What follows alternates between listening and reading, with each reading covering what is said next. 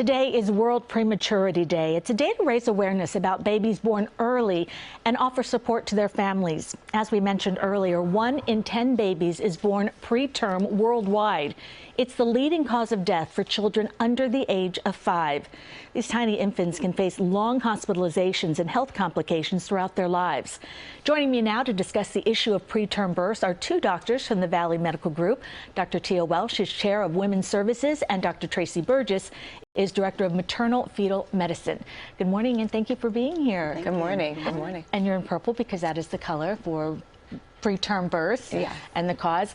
Why is it so important to raise awareness about this issue? Prematurity is about 10% of complications associated with birth in this country, and it leads to a lot of financial burden. It can lead to a lot of sequelae in babies in their development, and as well as the mental health of the family that's taking care of these premature babies. When a premature birth occurs, what's at stake for both the baby and the mom? So for the mother, more frequently she'll have a preterm delivery by cesarean. That will impact also her risk for a subsequent preterm delivery in a future pregnancy. For the baby, these little babies are born very young, very small. And while they have all their structures are quite fragile because they're immature. And so the further away you are from 37 weeks, which is the start of term, the more likely you're going to have problems as it relates to developmental issues. Your little brain might have a higher risk for cerebral palsy, chronic lung disease. So there's both short and long-term problems for that child as well.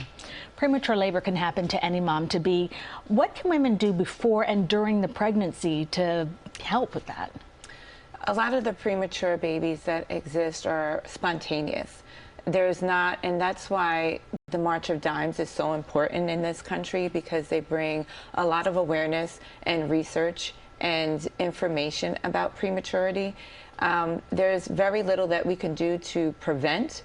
However, when you have one, doctors like Dr. Burgess, a maternal-fetal medicine doctor, there are some medications, surgery to hold the cervix together to prevent another premature birth, but socioeconomic factors as well is probably one of the biggest causes of prematurity, whether that's lack of appropriate food, housing, social stressors, and the environment in which you work in. Let's talk about the healthcare disparities. Are some women more at risk for preterm births? So any woman can have a preterm birth, but there are clearly some identifiable risk factors.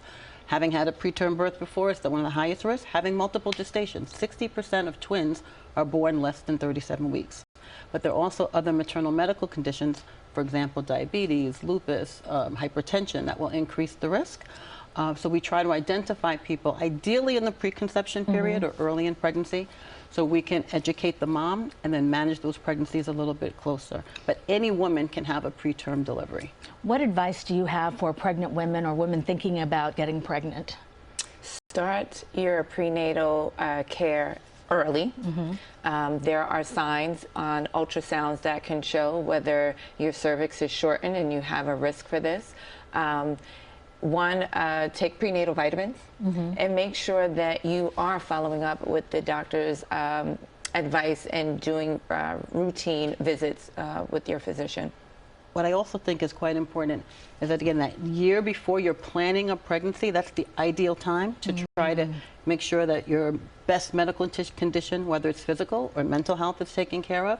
In addition, some things are preventable. So we're in the flu and COVID season. Having a vaccination will decrease the likelihood of you having a preterm birth. So there are things, if you talk about it with your healthcare professional, your midwife, your doula, your doctor, and other support people, they can help guide you on how you can best take care of yourself. All right, Dr. Tia Welsh and Dr. Traci Burgess, thank you so much for being here with the Valley Medical Group. Now, for more information on preterm birth, go to our website, cbsnewyork.com. We'll be right back.